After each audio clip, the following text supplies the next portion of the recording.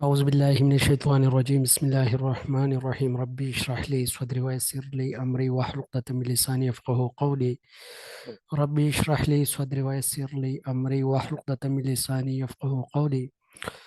आज इंशाअल्लाह इंटरव्यू के हवाले से ये हमारा 22वां लेक्चर है और इसमें हम आज जो है स्पेसिफिकली पढ़ेंगे जो मुस्लिम एजुकेशनिस्ट है, फिलोसफर्स है।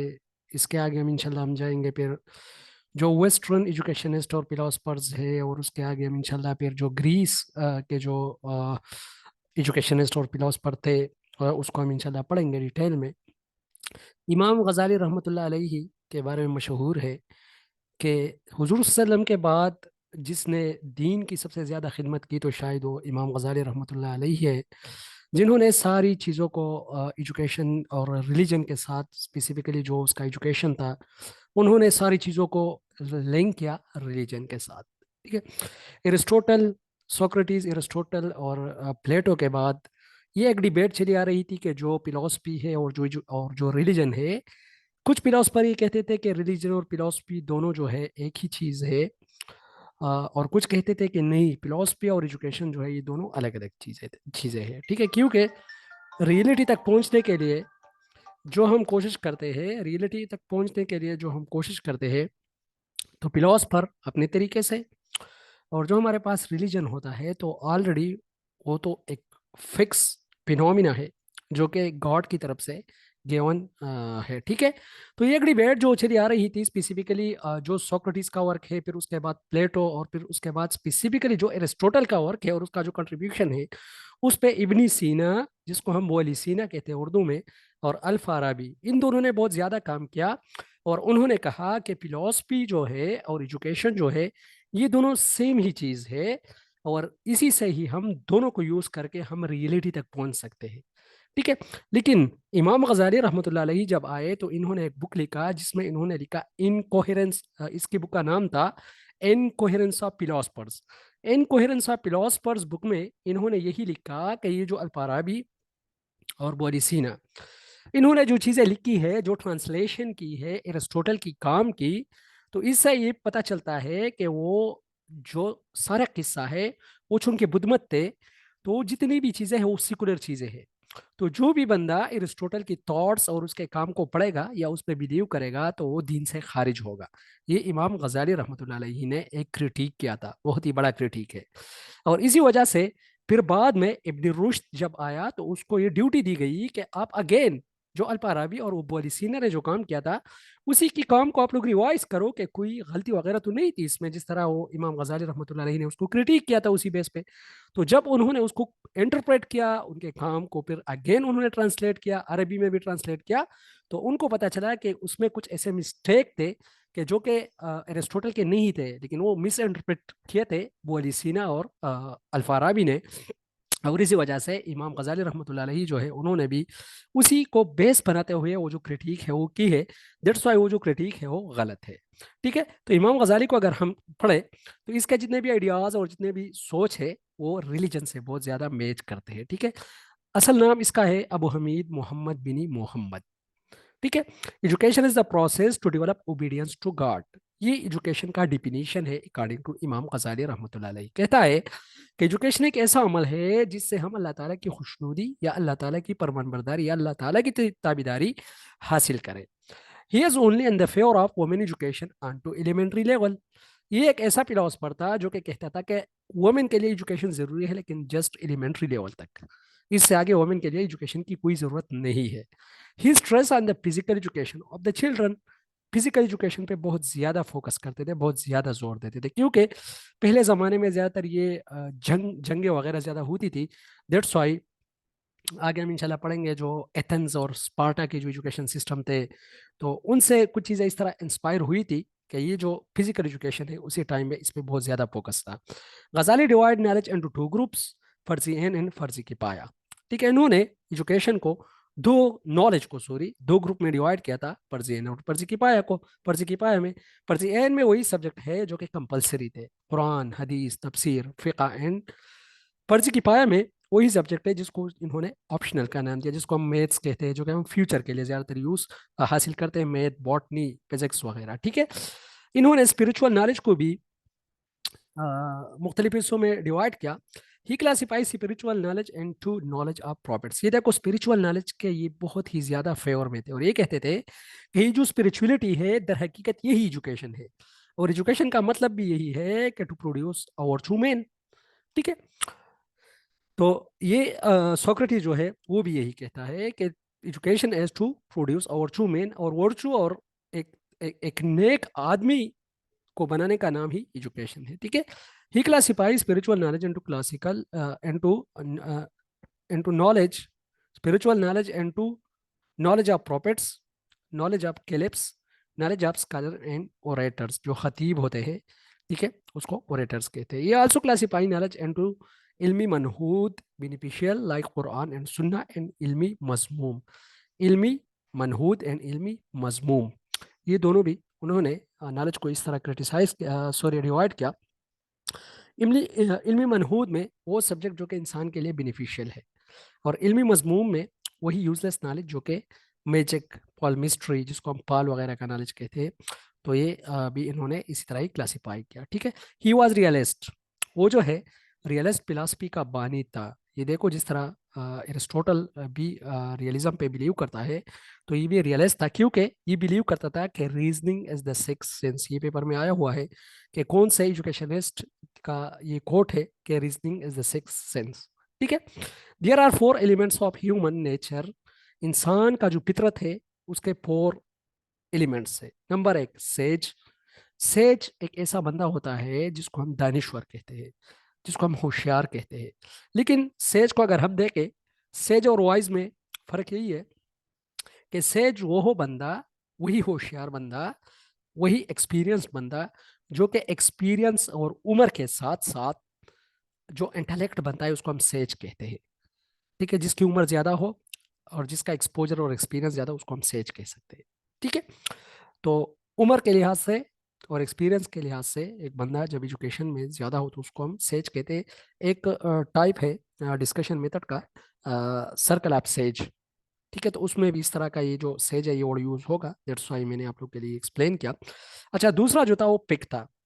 इन्होंने कहा कि इंसान जो है इसके फितरत के चार पहलू है, चार एलिमेंट्स है। एक है, ऐसे लोग होते हैं जो कि सेज टाइप लोग होते हैं, वो इंटेलेक्ट होते हैं। एक इन्होंने कहा कि फिग, फिग का मतलब है लस्ट। लस्ट का मतलब है जिसके जो है डिजायर्स होते हैं, वो अपने सेक्सुअल डिजायर को पूरा करने के लिए ज्यादातर कोशिश करते हैं और इधर उधर के गलत काम भी करते हैं। तो उनके लिए इन्होंने पिग का नाम यूज किया। ठीक है, डॉग, डॉग का नाम इन्होंने उन लोगों के लिए यूज किया जो कि एंगर है। ठीक है, ड्यूअल का लोग लफ्ज जो है इन्हीं ह्यूमन के लिए इन्होंने यूज किया जो कि ब्रूटिलिटी, जालिम लोग। ठीक है, उनके लिए इन्होंने डेवल का नाम जो है वो यूज किया। ठीक है, अच्छा जी, फिर आगे आता है इब्न खलदून। इब्न खलदून को अगर हम देखें तो ये एक हिस्टोरियन था और एक फिलासफर था। ठीक है, ये एक हिस्टोरियन भी था और एक फिलासफर भी था। इसका ओरिजिनल नाम जो है, अपना नाम वो है वलीउद्दीन अबू जैद अब्दुर रहमान। इन्होंने एजुकेशन को डिफाइन किया कि education is the process which help in exploring the truth through insight thinking and subjection to God. Insight thinking और सब्जेक्शन टू गॉड जो है, इन दोनों पे इसका बहुत ज्यादा बिलीव है। और इब्न खिल्दून कहता है कि जो इनसाइट थिंकिंग और सब्जेक्शन टू गॉड है, यही स्पेसिफिकली एजुकेशन है। जितने भी मुस्लिम फिलोसफर है तो वहां पर आप लोगों को मिलेगा उनके डिफिनेशन में subjection to God, obedience to God, subjugation to God. ठीक है, यही चीजें उसमें बहुत ज्यादा आप लोगों को मिलेगी, और यही डिफिनेशन सारे जो है जितने भी है ये सारा इस पे फोकस करते हैं। ठीक है, he divide knowledge into rational and irrational knowledge. To rational he called ulumi aqli like experimental, observational and reasoning, while irrational ulumi naqli like Quran, fiqh and sunnah. इन्होंने नॉलेज को दो हिस्सों में तकसीम किया। दो कैटेगरीज में, एक को इन्होंने उलूमी अकली कहा और दूसरे को इन्होंने उलूमी नकली कहा। उलूमी अकली वही है जिसमें मेंटल प्रोसेसेस इन्वॉल्व होते हैं, जिस तरह एक्सपेरिमेंटल है, ऑब्जर्वेशनल है, रीजनिंग है। और उलूमी नकली वही है जिसमें ये मेंटल प्रोसेस इतने ज़्यादा इन्वॉल्व नहीं होते, जिसमें रिसाइटेशन ज़्यादा इन्वॉल्व होते, लाइक कुरान, फिक़ा, सुना, ये चीज़ें जो ऑलरेडी अवेलेबल है और उसको हम पढ़ते हैं। ठीक है। He divide science into two category, primary science and secondary science. Primary science और सेकेंडरी साइंस में साइंस को इन्होंने डिवाइड किया रियलाइज्ड बाय इंस्टिंक्ट, जो कि इंस्टिंक्ट अंदर से, ये देखो ऊपर डिफिनीशन में भी इनसाइट है, तो इसीलिए यहाँ पर इनके जो साइंस की जो कैटेगरीज है उसमें भी इन्होंने इंस्टिंक्ट का वर्ड जो है यूज किया है। ठीक है। और वही साइंस जो कि हम थ्रू एजुकेशन एक्सप्लोर करते हैं, तो उनको इन्होंने सेकेंडरी साइंस का नाम दिया। और प्राइमरी साइंस जो है इन्होंने वही साइंस जो कि हम इंस्टिंक्ट के जरिए जो एक्सप्लोर करते हैं उसको इन्होंने प्राइमरी साइंस का नाम दिया। ठीक है। He divide mind mental sciences into four parts. Mental sciences जो है इन्होंने कहा कि ये फोर है, logic, physics, metaphysics and measurement. ये चीज़ें चूंकि उसी टाइम के बहुत ही प्रोमिनेंट सब्जेक्ट थे, तो इसलिए इन्होंने इसको जो है क्या कहा, मेंटल साइंसेस कहा। फेमस बुक्स, मुकदमा, इसका जो फेमस किताब है, मशहूर किताब मुकदमा है, ये पेपर में आया हुआ है कि मुकदमा बुक जो है ये किसका लिखा हुआ है। ठीक है। तो ये इब्न खल्दून का लिखा हुआ है। ठीक है। For him teaching process has three steps, तीन स्टेप होते हैं टीचिंग प्रोसेस के, introduction, development, recap and summary. ठीक है। ये इनका एक जो है टीचिंग प्रोसेस के स्टेप्स है। पहले हम इंट्रोडक्शन करते हैं, फिर डेवलपमेंट मीन के स्पेसिफिक जो टॉपिक होता है उसकी तरफ जाके उसको एक्सप्लोर करते हैं, और रिकेप और समरी में फिर उसकी रिवीजन करते हैं। ठीक है। प्रेजेंटेड कॉन्सेप्ट ऑफ असाबिया, ये बहुत ज़्यादा इंपॉर्टेंट है। असाबिया और मुकदमा ये दोनों जो है ये पेपर में आए हुए हैं कि असाबिया का जो कॉन्सेप्ट है ये किसने दिया है। तो असाबिया का कॉन्सेप्ट दिया है इब्नी खल्दून ने। ठीक है। मीन सोशल कोहेजन और ग्रुप सॉलिडेरिटी, मीन यूनिटी, इसको हम यूनिटी भी कह सकते हैं कि जिस तरह सोसाइटी के अंदर जब लोग मिलते हैं, इन्होंने कहा था, तो लोग क्या बनाते हैं, ग्रुप्स बनाते हैं। जब ग्रुप्स बनते हैं तो कम्युनिटीज बनाते हैं, और जब कम्युनिटीज बनते हैं तो उससे सोसाइटी बनती है। और ये जो कोहिजन है इनके दरमियान, दिस इज कॉल्ड असाबिया। ठीक है। तो इन्होंने कहा कि असाबिया होनी चाहिए इंसान के अंदर, जो इंसान जब रहता है तो उनको यूनिटी के साथ रहनी चाहिए। ठीक है। तो यहाँ पर इन्होंने असाबिया का जो कॉन्सेप्ट था वही दिया था, जिसको हम ग्रुप सॉलिडेरिटी और सोशल कोहेजन भी कहते हैं। And primary teaching learning shall be and mother tongue, ये भी बहुत ज्यादा इंपॉर्टेंट है, ये भी पेपर में आया हुआ है कि कौन वो फिलोसफर थे जो कि सिमल्टेनियसली टू लैंग्वेजेस लर्न करने के खिलाफ थे, कि एक टाइम में दो लैंग्वेज जो है वो लर्न करना बच्चे के लिए ये खतरनाक है, मतलब ठीक नहीं है, इसके अगेंस्ट थे। तो ये इब्न खल्दून ही थे। ठीक है। तीन चीजें, मुकदमा, नंबर सेकंड असाबिया, नंबर थर्ड दो लैंग्वेजेस, या लैंग्वेज जो मदर टंग है, इसमें जो बच्चा होता है उसको एजुकेशन हासिल करना चाहिए। ये इसके इंपॉर्टेंट जो पॉइंट्स है स्पेसिफिकली इब्न खल्दून के यही है। ठीक है। Rejected lecture method, lecture method को इन्होंने रिजेक्ट किया। And rote learning and focus on discussion and debate method, और डिबेट और डिस्कशन मेथड जो है इनको इन्होंने बिल्कुल ही फोकस किया। अच्छा, डिबेट जो होता है इसमें इस तरह होता है कि दो अपोजिट ग्रुप्स होते हैं या दो अपोजिट बंदे होते हैं, जो कि अक्सर टाइप ऑफ फाइट होता है। ठीक है। एक इशू होता है, लेकिन उसी एक इशू पे एक कहता है कि मैं ठीक हूँ, दूसरा कहता है कि मैं ठीक हूँ। ठीक है। जबकि डायलॉग जो होता है, देखो डिबेट और डायलॉग में यही फर्क है। डायलॉग में एक बंदा जब बोलता है तो दूसरा चुप रहता है, जबकि डिबेट में जब एक बोलता है तो दूसरा भी उसके अपोज, उसके जो आर्गुमेंट है उसको या तो क्रिटिसाइज करते हैं या उसको सपोज करते हैं। ठीक है। वो डिबेट होता है। डिबेट में इस तरह होता है कि अक्सर बात जो है वो डिसीजन तक नहीं पहुंचती, जबकि डायलॉग में बात अक्सर डिसीजन तक पहुंच जाती है। ठीक है। ये अक्सर पूछा जा सकता है कि what is the difference between debate and dialogue. ठीक है। और डिबेट में जो होता है थोड़ा इनफॉर्मल माहौल होता है, जबकि डायलॉग में एक फॉर्मल टाइप का माहौल होता है। ठीक है। तो ये डिबेट और डायलॉग में फर्क है। ठीक है। अच्छा, आवाज़ मेरी पहुंच रही है? जी सर, बिल्कुल क्लियर। ओके जी, ओके सिराज साहब। अच्छा जी, अल फाराबी, पहले भी मैंने आप लोगों को कहा, अल फाराबी और इब्नी सीना। और बुअली सीना जिसको हम कहते हैं। अल्फाराबी और इब्न सीना के अगर हम थोड़ा देखें तो इन्होंने एरिस्टोटल जो कि अरस्तु है, अरस्तु के काम पे इन्होंने बहुत ज़्यादा जो है वो काम किया था। और अरस्तु की जितनी भी कंट्रीब्यूशन थी, चूंकि उसकी जो लैंग्वेज उन्होंने यूज़ की थी, पुरानी लैंग्वेज, उसकी तर्जुमे की ज़रूरत थी, तो उन्होंने उसके जितने भी काम थे तो उनको प्रॉपर एक एक तर्जुमे के फॉर्म में वो प्रेजेंट किया, अल्फाराबी और इब्नी सीना इन दोनों ने। ठीक है, लेकिन कुछ इससे मिस्टेक हो गए थे, जो मिस्टेक फिर बाद में इब्न रुश्द जो है, जो आ रहा है एविरोइस जिसको हम कहते हैं, तो इन्होंने फिर उसको करेक्ट करके कहा कि नहीं, अल्फाराबी और इब्न सीना का जो काम है इनसे थोड़ी गलती हुई है और जो इंटरप्रिटेशन इन्होंने की है ये गलत है। ठीक है, चूंकि अल्फाराबी और बुअली सीना के काम पे अल गजाली रहमतुल्लाह अलैहि जो है उन्होंने स्पेसिफिकली क्रिटिसिज्म दी थी और क्रिटिसाइज किया था अरस्तु के काम को, कि जो अरस्तु है इन्होंने जो काम किया है ये गलत है और जो भी इसको फॉलो करेगा तो इस्लाम से खारिज होगा। तो इसीलिए जो इब्न रुश्द थे फिर उन्होंने इसी काम को ठीक किया और इनको कहा कि नहीं, ये चीज़ जो है थोड़ा गलत है। इसकी एक ये जो लाइन है, लास्ट वाला लाइन, बॉटम से अगर आप लोग देखो अल-फाराबी का जो लास्ट लाइन है, इससे ऊपर वाला जो from from the bottom, second जो फ्रॉम द बॉटम है, he says religion and philosophy are simply two expression of a single truth. अगर इसी एक लाइन पे आप लोग इसको देख लो, इसको थोड़ा इलाबोरेट कर लो, तो सारा किस्सा आप लोग को समझ में आ जाएगा। ये कहता है ये अल्फाराबी कि religion and philosophy are simply two expression of a single truth. मतलब ये कि ये जो रिलीजन और फिलोसफी है इनमें फर्क नहीं है, ये दोनों सेम ही चीज है। ठीक है, तो इसीलिए इन्होंने रिलीजन को एरिस्टोटल के जो फिलोसफीज थी उनके साथ मर्ज किया। तो जब अल गजाली आए तो उन्होंने कहा कि नहीं, फिलोसफी इज समथिंग एल्स जबकि रिलीजन इज समथिंग एल्स। ठीक है, वहां पर उनका जब हम पढ़ेंगे ये सॉरी इब्न रुश्द का, तो आप लोग को पता चलेगा ये क्या वो क्लियर कट लिखता है कि फिलोसफी और रिलीजन जो है दीज आर सेपरेटेड।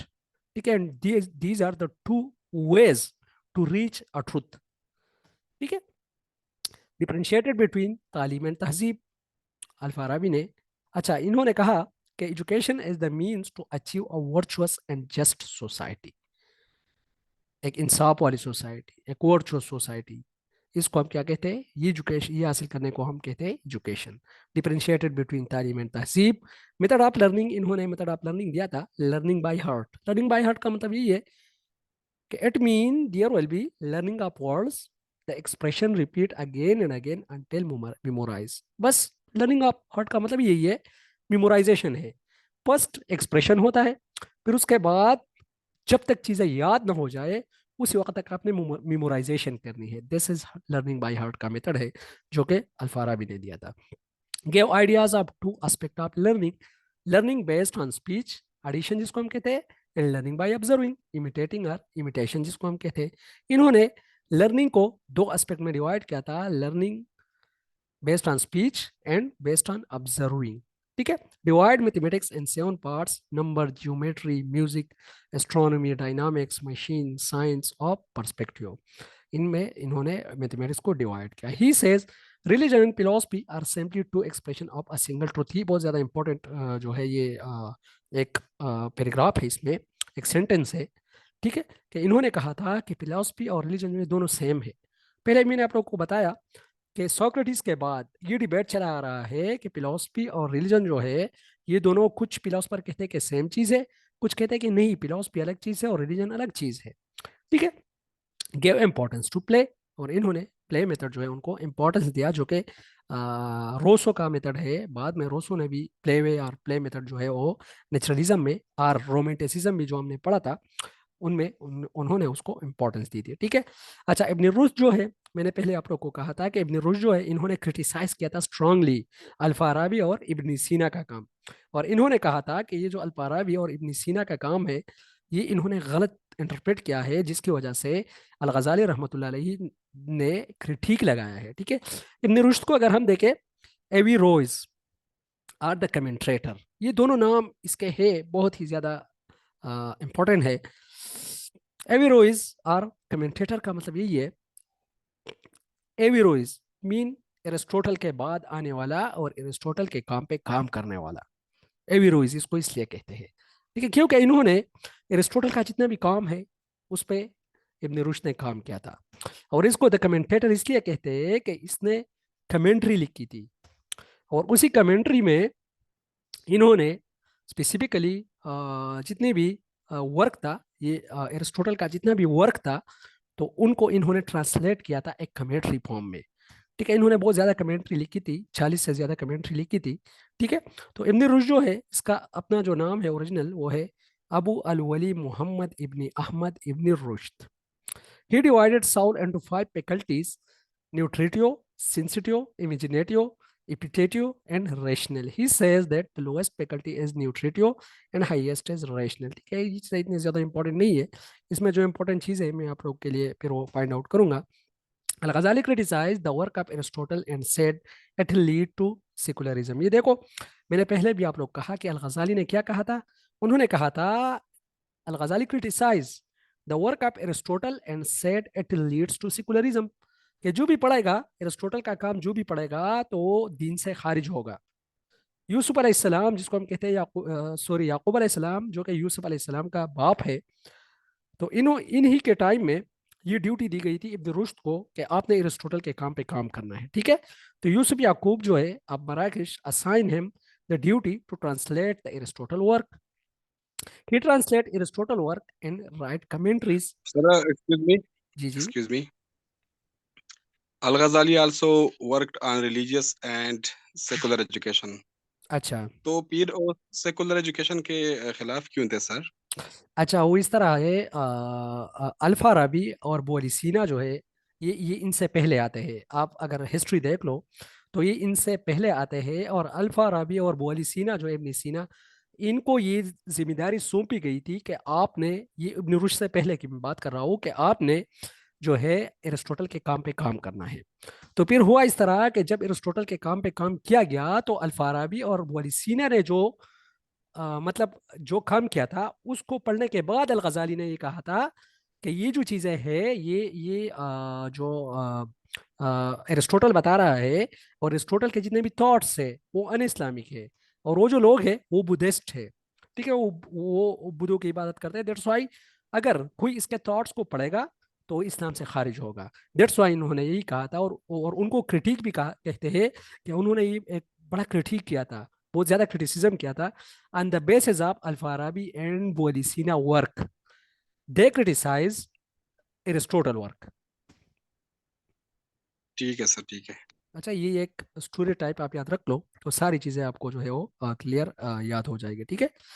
अच्छा, तो याज यूसुफ अलैहिस्सलाम का बाप जो है याकूब अलैहिस्सलाम, मराकिश, इन्होंने इसको ड्यूटी असाइन की थी इब्न रुश्द को कि आपने जो एरिस्टोटल का काम है उस पर काम करना है। ठीक है, he translate Aristotle work and write commentaries, तो इसलिए इसको कमेंटेटर भी कहते हैं। अगर आ जाता है कि कमेंटेटर किसको कहा जाता है, वो भी इब्न रुश्द को, ईवी रोइस को भी इब्न रुश्द ही कहा जाता है। ठीक है, और ये दो नाम अगर आप लोग याद कर लो इब्न रुश्द के लिए, तो सारी चीजें आप इस पे बोल भी सकते हो। अगर इंटरव्यू में क्वेश्चन पूछा जाए कि इब्न रुश्द की कंट्रीब्यूशन क्या है, तो पहले ईवी रोइज एंड कमेंट्रेटर, ये दोनों नाम अपने जहन में रख लो, तो इस पे आप लोग इजीली फिर बात कर सकते हो। ठीक है, Ibn Rushd work to restore, ये देखो, Ibn Rushd work to restore the original image of Aristotle which was being distorted by Ibn Sina and अल-फाराबी।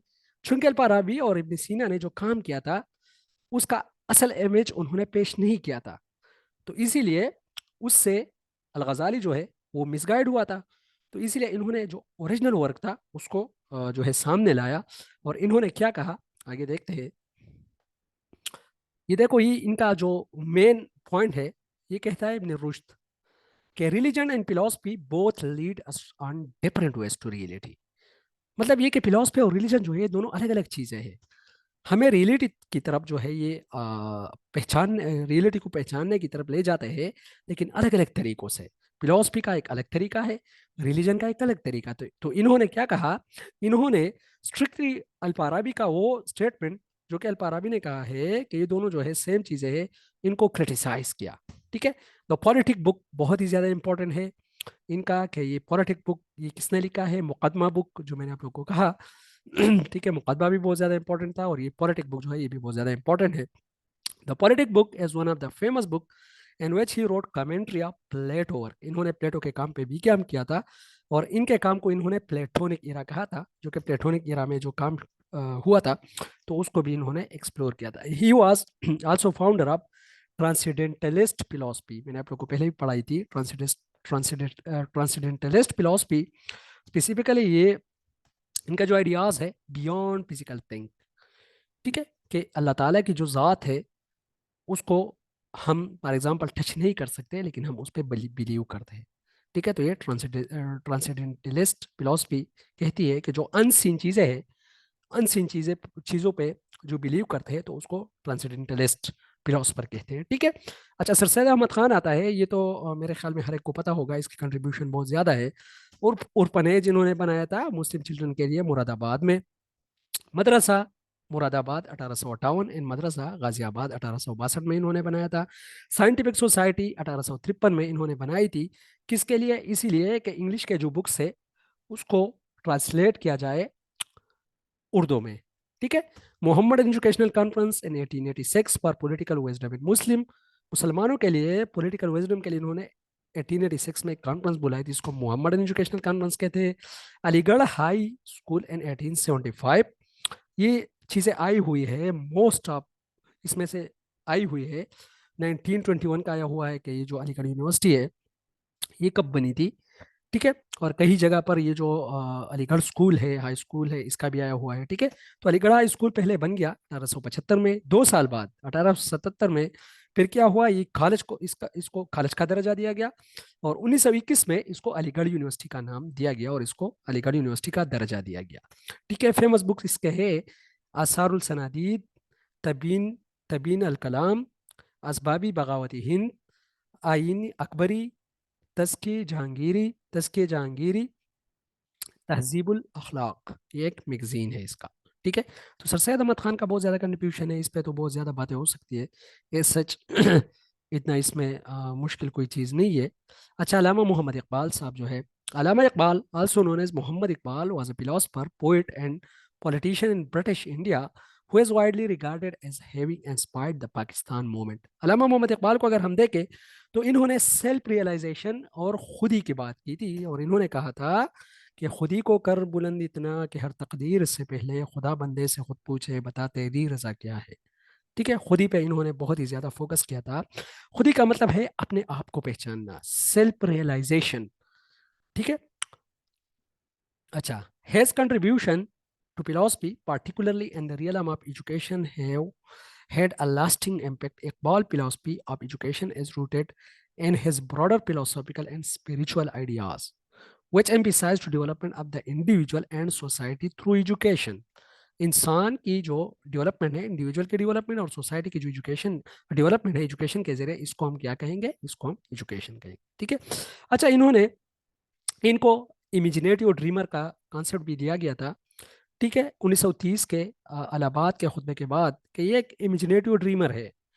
इन्होंने जो कहा था कि मुसलमानों के लिए एक अलग जो है नेशन होना चाहिए, जो है होना चाहिए, तो इनको वहाँ पर इंडिया में क्या कहा गया? इमेजिनेटिव और ड्रीमर कहा गया। ठीक है। इन्होंने फर्स्ट जो कॉन्सेप्ट दी थी, डेवलपमेंट ऑफ खुदी, selfhood. Iqbal stressed the concept of khudi, which can be translated as selfhood or individuality. He believed that education should, अच्छा जी, he believed that education should aim at the development of individuals' personality, allowing them to realize their true potential and contribute meaningfully to society। ठीक है। तो ये specifically उन्होंने जो है इसका concept दिया था। फिर स्पिरिचुअल डेवलपमेंट के बारे में इन्होंने कहा था, Iqbal was deeply influenced by Islamic philosophy and spirituality. He emphasised the importance of spiritual development in education, arguing that true knowledge is not just intellectual but also involves a deep understanding of spiritual and moral values। ठीक है। एक खुदी हो गई, दूसरी spiritual development की बात ये करते हैं, तीसरे हम देखते हैं he wanted education to foster a series of spirituality and ethical consciousness, integration of science and spirituality। ये साइंस के बहुत ज़्यादा फेवर में थे, और ये कहते थे कि साइंस जो है बहुत ज़्यादा ये मुसलमानों के लिए ज़रूरी है। जिस तरह सर सैयद अहमद खान ने भी साइंटिफिक सोसाइटी पे काम की, तो इन्होंने भी साइंस कहा कि मुसलमानों का जो जवाल के जो असबाब है वो है साइंस से दूरी। ठीक है। Iqbal sought to bridge the gap between science and spirituality. ये देखो, he believed that a balanced education should integrate both scientific knowledge and spiritual insight, दोनों को लिंक होना चाहिए। क्योंकि इससे पहले जो हम इंशाल्लाह हिस्ट्री में पढ़ेंगे जब आगे जाएंगे, जो कि मुस्लिम तहरीकें है, तो ज़्यादातर उलमाए देवबंद और फिर उसके बाद जितने भी जो आए हैं, तो उन्होंने उसमें एक मेरे ख्याल में है जो 1891 के लगभग में मेरे ख्याल में जो था, तो उसमें नदवतुल उलमा कॉन्फ्रेंस का इस तरह का कोई कॉन्फ्रेंस था।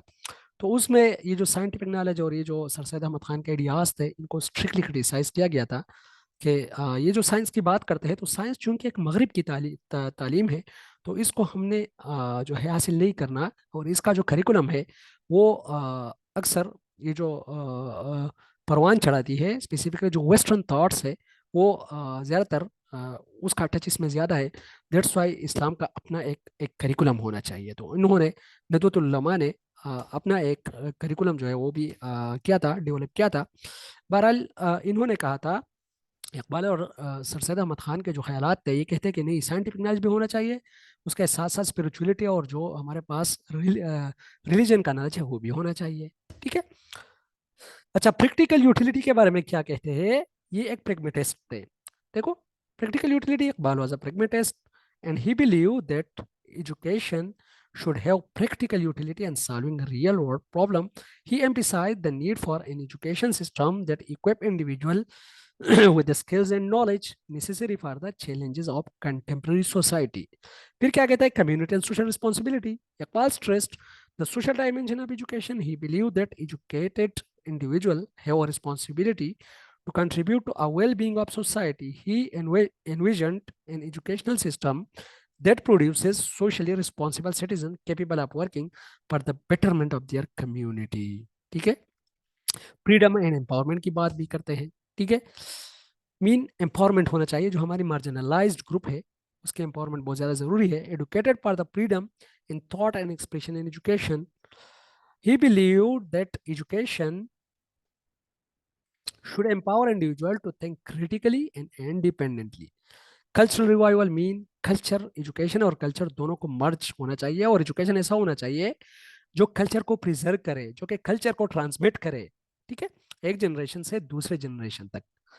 ठीक है। लास्ट अगर हम देखें तो Allama Iqbal philosophy of education reflect a holistic and integrated approach blending spiritual, intellectual, and practical dimension to foster the development of individuals and societies. His ideas continue to inspire discussions on education and philosophy in the context of the Muslim world. ठीक है। तो ये हमारे पास जो मुस्लिम thinker थे, सारे यही थे। एक शाह वली उल्लाह जो है, उसको हम इंशाल्लाह पढ़ेंगे। उसकी कंट्रीब्यूशन जो है, कुछ बुक्स उन्होंने लिखे थे, और कुछ उन्होंने जो है कुरान पाक का जो तर्जुमा था पारसी में, वो किया था। तो वो भी उसके बड़े कंट्रीब्यूशन थे। ठीक है। तो आज के लिए इतना ही काफ़ी है। लैपटॉप में चार्ज इतना नहीं है। अगर किसी का कोई क्वेश्चन है या कोई कुछ शेयर करना चाहता हो, तो the forum is open to all of you. Ji Siraj साहब, संग चल रहे यार, सर इंटरव्यू में थे कि नहीं? कुछ इंटरव्यू वगैरह होगी कि नहीं? आज तो मेरे ख्याल में शेयर हुआ Yes, है।